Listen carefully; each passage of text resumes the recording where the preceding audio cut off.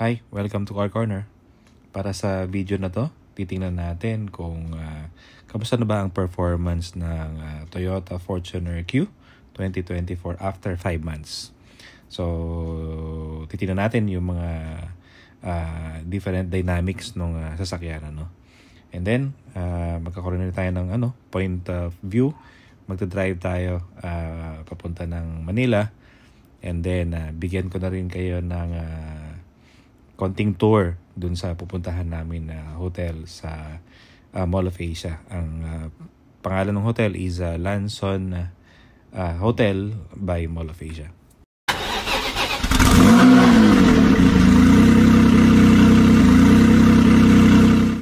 So, kamusta na ba ang driving experience natin dito sa Fortuner after 5 months? So, una, yung aking mileage is around 4,000 pa lang, no? So, pag tinignan mo, parang mga 900 or 800 kilometers per month ang usage natin.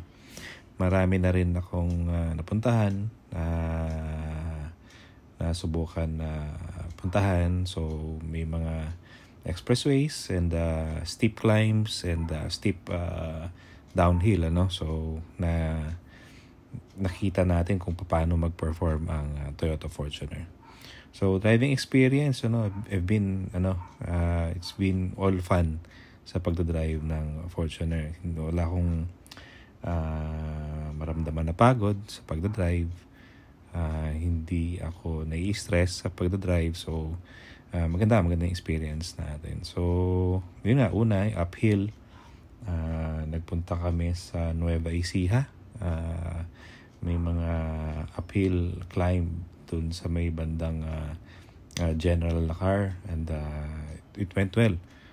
Maning-mani lang dun sa 2.8 na engine ng Toyota Fortuner natin. So, pabalik din, downhill. Madali lang din yung pagdadrive. Tapos, cornering, kahit na malaki yung sasakyan, hindi siya mahirap i-corner. Hindi rin kasi ganun kabigat yung steering niya. Magaan lang ang steering ng Fortuner. So, kamusta naman yung tagtag ng sasakyan? So, maray mga nagtatanong nung mga previous videos natin. Sabi nila, kamusta naman yung tagtag? Hindi ba matagtag yung Fortuner natin katulad ng mga earlier versions? I do not know. Dun sa mga earlier versions, hindi ako nakapag long drive ng mga lumang versions or earlier nalabas ng mga Fortuner. Pero I can say itong gamit ko, hindi naman siya talaga matagtag. It's not that bothering. Hindi ko maramdaman yung sinasabi nilang tagtag. Basta ako doon sa hangin ng gulong ko, sinusundan ko lang naman yung requirement ng manual or ng Toyota mismo. Sabi nila, ang tire pressure is at 29. Makikita mo rin dun sa may door. Sabi niya 29 PSI lang. So, I just stick with that 29. So, I guess yun yung malaking tulong dun sa pagbabawas ng tagtag natin. So, baka yung iba na nagsasabi na matagtag yung Fortuner, it's because tayo kasi kung minsan gusto natin matigas yung gulong. Maybe ini-increase nila to 35, to 38, 37, ganyan. So, I guess yun yung nakakadagdag dun sa tigas nung suspension ng Toyota. So, steering, very light lang yung steering. Nabanggit ko na kanina. Kahit na sa mga sharp corners, hindi ka mapapagod sa pagliko-liko. So, masarap siyang i-maneho. Sa fuel saving naman, on highways, expressway, I am getting around 15.5 kilometers per liter. Hindi ako matipid mag-drive. Yung style ko sa pagmamaneho always ay gigil akong mag-drive. So, not recklessly, but of course, I always put the foot on the pedal.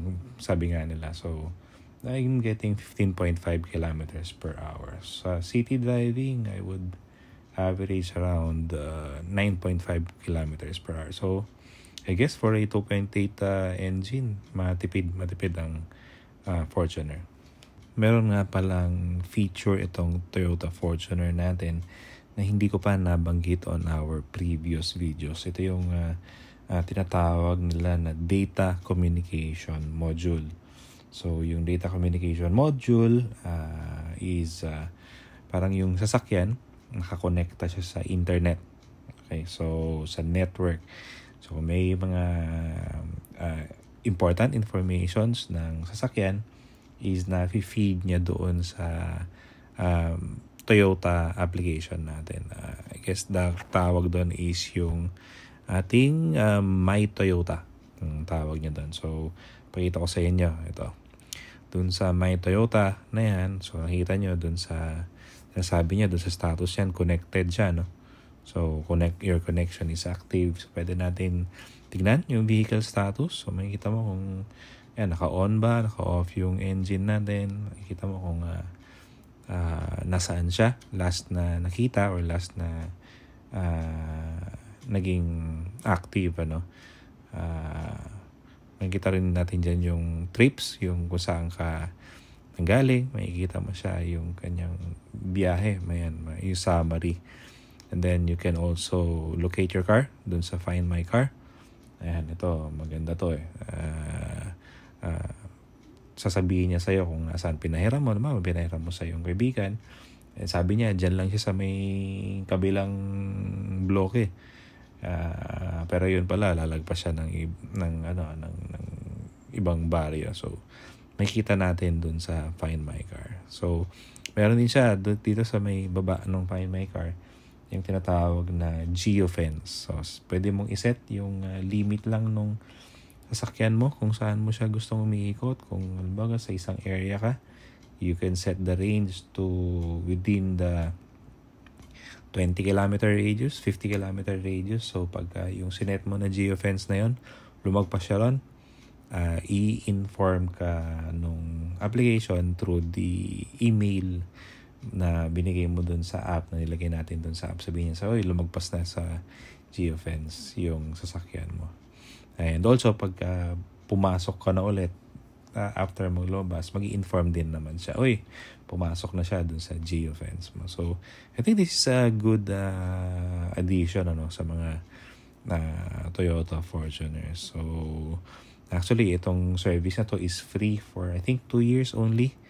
After this, pagkatapos ng 2 years na yan, meron na siyang yearly subscription. So, ako, madalas ko namang napapasyalan to Sabihin, nabubuksan yung app. So, I think after the 2 years, gagamitin ko yung app and I will still subscribe on the services nung My Toyota app. Isa pang maganda dito sa Toyota Fortuner, I think for all the variants of the Toyota Fortuner, from the base model na G up to the top of the line, ang kanilang brakes are all disc brakes. Yung iba kasi, di ba, yung likod, rear are still drum brakes. So pagka ganito na disc brake sila, 4, ang ganda ng braking power niya. So mararamdaman mo talaga yung kapit when you put on the brakes pagka nag-brake ka. So yung confidence mo on braking medyo mas mataas when you are driving the Fortuner. So thumbs up sa Toyota Fortuner for that. By the way, wala pa akong auto sweep na RFID. So since bibiyahe tayo ng Skyway, gagawin lang natin na punta lang tayo dun sa left toll gate para magbayad muna initially ng ating paggamit ng Skyway. And then, after nun, paglagpas dun sa toll gate, magpapalagay na tayo ng auto sweep na RFID. So, tara, samahan nyo na rin ako. So, for this initial payment, we paid for 129 pesos doon sa paggamit natin ng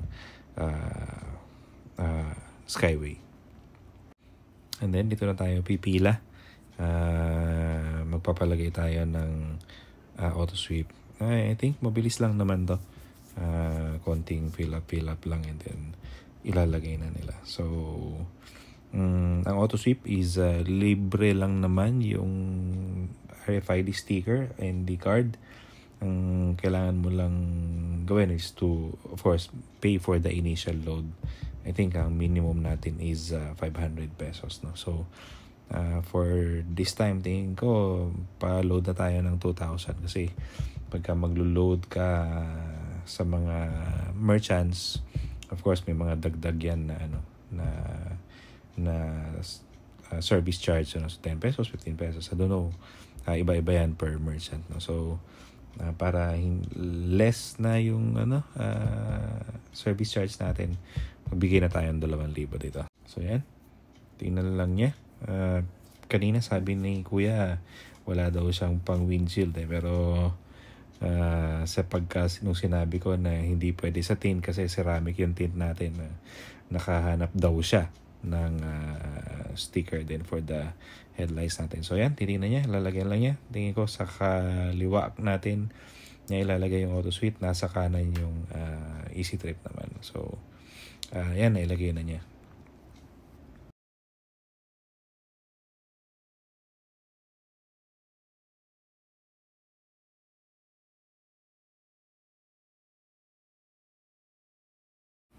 Abutan natin ng konting tip yung naglalagay ng RFID sticker, of course, para pakonsuelo naman sa kanila. Maghapon sila sa nakabilad sa may arawan. Kanina nabanggit ko na madalas kong ginagamit ang adaptive cruise control sa expressway basta nagdadrive ako doon. So dito din sa Skyway, napaka ganda niyang gamitin. So para sigurado ka na rin, less huli kung ang limit mo ay 60 kilometers dito sa Skyway. Then you set the adaptive cruise control to 60. Then you're good to go. Basta diretso siya nun, wala ka nang kahuli. Of course, hindi siya lalagpas doon sa 60. Babagal lang siya, but it will never go higher than 60. Of course, kung minsan pag kami pababa, napapansin ko nag-i-increase siya to 61 or 62, pero magbabagal din siya, babalik din siya sa 60. Meron palang isang interesting point na kwento ko sa inyo. Kung mapapansin nyo dito sa infotainment natin, naka Apple CarPlay tayo, no? So wirelessly yan. Nabanggit ko na sa previous video ang Apple CarPlay ng Toyota Fortuner at saka ang kanyang Android Auto. Itong specifically itong sa Q na to is wireless. So yan, wala pong cable yan. Yung from iPhone natin, naka-reflect siya dito sa ating screen, ano. So mapapansin nyo, nakasindi yung ating Google Maps, ano. Ginaguide niya tayo papunta doon sa ating pupuntahan. Nakita nyo yung ating speedometer, andyan siya, nakalabas siya dyan. Pag kinumpare mo yan doon sa speedometer ng sasakyan, it is usually madalas mas mabagal ng around 5 to 7 kilometers yung sasakyan. Yung mas mabagal ng 5 to 7 kilometers yung kay Google Maps. So, halimbawa, sinabi ni Google Maps na yung takbo is 60 doon sa ating sasakyan dito kay Fortuner. Sabi niya, nagsi-65 ka na, 66, parang gano'n. No? So, I think, way yun ng mga car makers na para hindi mo masagad yung speed mo. Ibig sabihin, you would always be a little bit slower than your projected speed, ano.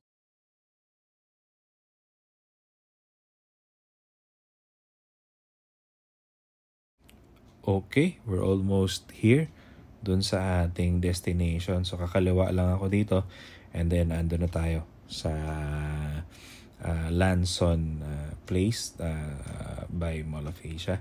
So mamaya itutour ko naman kayo doon sa hotel.